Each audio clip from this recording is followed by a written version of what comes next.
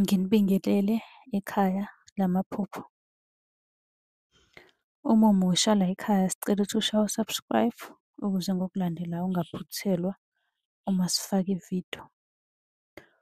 Ukubaluleka-ke kokuthi u-subscribe senzela ukuthi uma ubuza umbuzo kwi-comment sithi masibuya nevidiyo eyimpendulo, i-notification izongena kumakhalekhukhwini wakho ebese ividiyo uyayibona ngokushesha kanjalo.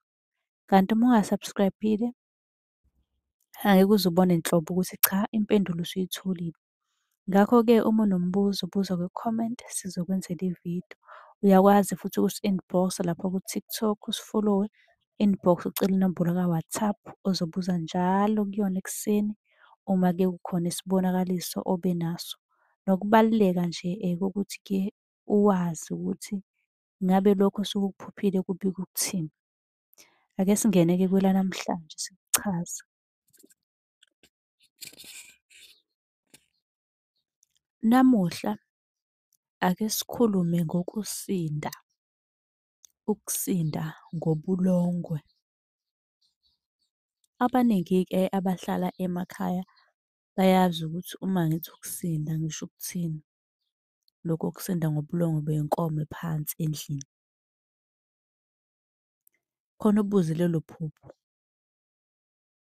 Ukusinda-ke ngobulongwe kuchaza ukuthi-ke kuzobuswa ekhaya futhi kuningi okuhle okuseza kulelo khaya. Ungabe usinda ngobulongwe benkomo noma ngabe benkonyane.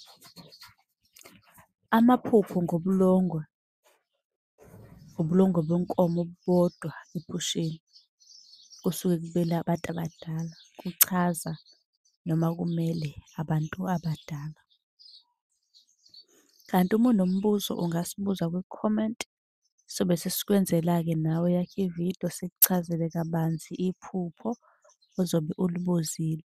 Kanti uyakwazi futhi ukusi-inbox-a usicele inamba ka-WhatsApp ukuze njalo ekuseni uzosibuza. Ningakhohlwa noku-subscribe ku-YouTube nisi-follow-we ku-TikTok.